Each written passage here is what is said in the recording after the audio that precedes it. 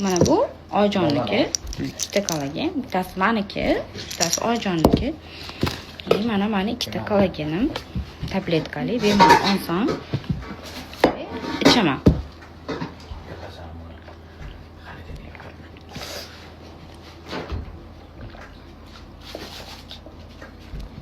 Butun ishonsin.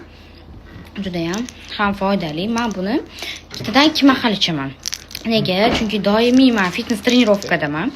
Doimiy harakatdaman. Menda mushaklar va fastsiyalarim doimiy taranglikda bo'ladi, tonusda bo'ladi.